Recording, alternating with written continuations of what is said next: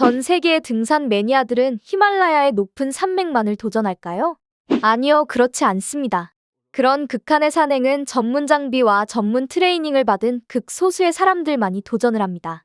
은근히 우리나라의 산들이 적당히 난이도 있고 도심 인프라가 충분한 우리나라 같은 곳이 주목받는 장소로 떠오르고 있는데요. 그런 흐름에 이끌려 한국 겨울 산행을 왔다가 죽을 고비를 넘긴 미국 중년 여성이 있습니다.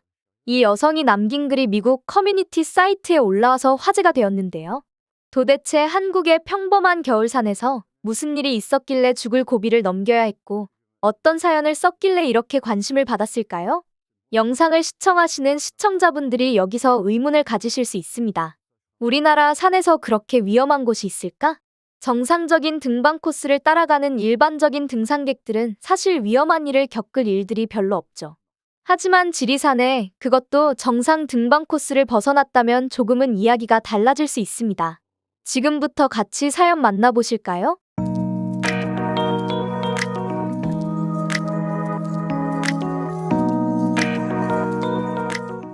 안녕하세요. 저는 미국에 사는 한나입니다. 취미로 등산을 즐기는 평범한 40대 여성입니다. 저는 20살 때부터 미국 전역을 하이킹하자는 목표를 가지고 20년 넘게 지금까지 이 취미를 이어오고 있네요. 네, 물론 미국의 대부분의 지역은 이미 하이킹을 완료했고, 이제는 해외로 등산을 즐기고 있답니다. 난이도 최상의 그런 높은 산들은 갈 실력은 아니라 여러 나라의 자연경관을 감상하기 위해 하이킹 개념으로 적당한 난이도의 산들을 좋아합니다. 주로 해발 2000m에서 3000m 전후의 산들을 많이 여행하는 편입니다. 그동안 다양한 기후에서 다양한 지형들을 많이 다녔기 때문에 이번 한국 하이킹은 크게 걱정하지 않는 편이었습니다.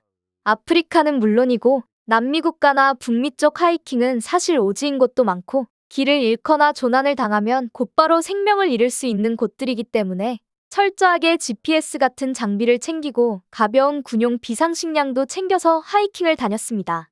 그 전에 한라산에 가본 적이 있기 때문에 이번 지리산 여행은 조금 가볍게 생각했던 것 같습니다. 한라산에서 느낀 경험은 자연경관이 이쁘다는 것과 무엇보다도 하이킹하기에 너무나 좋은 환경을 가졌다는 것. 길을 잃더라도 다시 길을 찾기 어렵지 않은 환경과 사람들이 많다는 게 심리적으로 굉장한 안정감을 받았었습니다. 그래서 그런지 뒤돌아보면 이번 지리산 여행에는 조금 안일하게 생각했던 것 같습니다. 물론 평소 때와 같이 GPS와 비상식량은 챙겼지만 옷차림은 평소와 다르게 다소 가볍게 입었습니다. 원래 조난을 당할 것을 대비해서 여분의 옷가지와 며칠간 견딜 수 있을 만큼 강인한 옷차림이었다면 이번 하이킹에서는 그렇지 못했네요. 이 가벼운 옷차림이 나중에 굉장히 후회하게 되는 결과를 가져왔지만요. 저는 인천공항을 통해 한국에 입국하고 이틀간 서울 시내 구경을 마친 뒤 바로 지리산으로 향했습니다.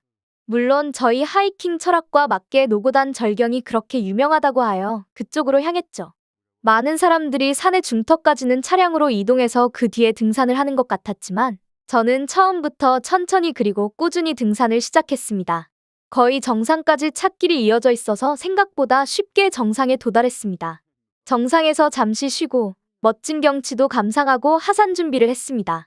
아침 일찍 등반을 시작했기 때문에 시간도 여유로워서 등산길이 아니라 산을 횡단해서 내려가는 것을 택했습니다. 등산로를 벗어나 내려가기 시작했습니다. 네, 물론 이런 행동이 위험하다는 것을 잘 알고 있습니다. 하지만 그동안에 여러 나라의 다양한 지형과 기후를 겪어보았고 그 때문에 자만을 하게 되었죠.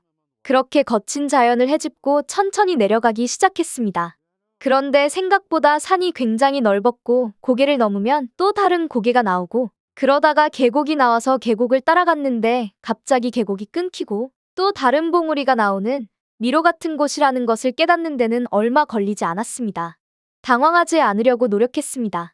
더 이상은 안 되겠어서 GPS를 켜려고 했으나 배터리 체크를 못한 탓에 장비를 켜자마자 몇 초 만에 바로 꺼지더군요. 조금 당황하긴 했지만 순간적으로 봤던 저의 현재 위치를 기억해서 방향을 정하고 다시 하산을 시작했습니다. 어렴풋이 보였던 위치와 지도를 기억하고 내려가려니 엄두가 나지 않았습니다. 심지어 어느덧 어두워져 앞이 잘 보이지 않기 시작했습니다. 그리고 겨울치고 온화했던 날씨가 점점 추워지더니 지금은 잠시도 가만히 있지 못할 만큼 추워졌습니다. 손이 벌벌 떨리고 이렇게 죽을 수도 있다는 생각이 밀려왔습니다. 상대적으로 가벼운 옷차림이 완전히 후회되는 순간이었습니다. 비상식량은 있었지만 추운 날씨에 하루를 못 버틸 것 같다는 생각을 했고 결국 이렇게 죽는 것인가 생각했습니다. 공포감이 몰려왔습니다. 그러다가 문득 떠올랐습니다. 아, 핸드폰이 터질 수도 있겠구나 라는 생각이 났습니다. 사실 제가 그동안 다녔던 대부분의 오지에서는 핸드폰이 잡히지 않는 게 당연했습니다. 미국만 하더라도 깊은 산골짜기에 들어가면 핸드폰이 잘 터지지 않습니다. 한국의 인프라가 너무 감사한 순간이었죠. 가방 안에 있던 핸드폰을 꺼내 전원을 켜고 119에 전화를 걸었습니다. 너무나 감사하게 통화 신호가 갔습니다. 그리고 전화가 정상적으로 연결이 되더군요. 엄청 놀랐습니다.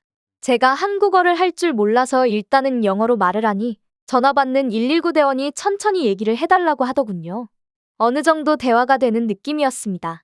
도움이 필요한지 영어로 저에게 묻고 GPS라는 단어를 반복하길래 저는 GPS가 없다고 노우라고 대답했습니다.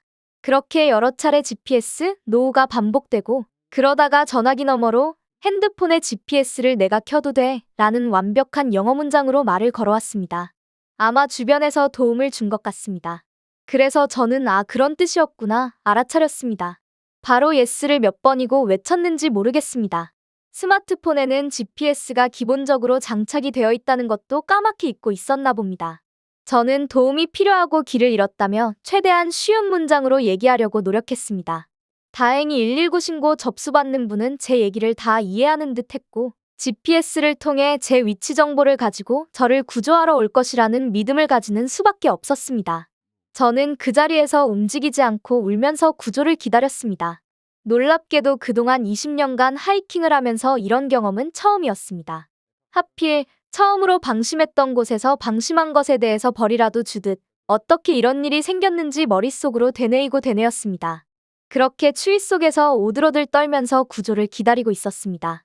머릿속에서는 그래도 제가 있는 위치까지 오려면 차량이 진입이 어려운 곳이고 제가 왔던 길을 되새겨보며 그래도 10시간 안에는 올 수 있지 않을까? 아니야, 밤이니까 최소한 해가 떠야 나를 구조하러 오지 않을까? 라는 복잡한 생각에 머릿속이 복잡했습니다. 내가 과연 이 추위를 밤새 버틸 수 있을지 고민하며 고통스러운 시간을 보내고 있었습니다. 그러다 얼마 지나지 않아서 갑자기 헬기 소리가 들리기 시작했습니다. 벌써 온다고? 라고 찰나의 생각이 들었지만 저는 핸드폰 라이트를 켜고 필사적으로 손을 흔들었습니다. 헬기가 다가오는 중간에도 벌써 구조가 올 리가 없잖아 라는 생각에 저를 봐달라고 더 필사적으로 손을 흔들고 소리를 질렀던 것 같습니다. 그러더니 헬기 라이트가 저를 비추고 하늘에서 구조대원이 들 것을 가지고 내려왔습니다. 제가 울고 있던 게 무한할 만큼 30분도 안 걸려서 저에게 와주셨습니다. 그렇게 헬기로 구조되어 병원으로 후송되었습니다. 저는 병원으로 이송되는 중에도 너무나 상황이 웃겨서 말도 잘 못할 정도로 웃으며 실려갔습니다.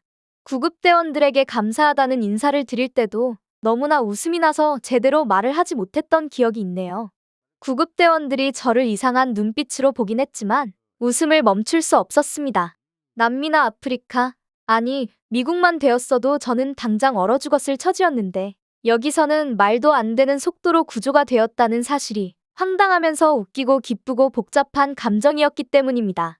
다음 날 한숨 푹 자고 나서 가족들에게 이런 일이 있었다고 전화했을 때에도 말을 하기도 전부터 웃음이 나서 한참 동안 가족들이 무슨 일이냐고 되물었던 기억도 있네요.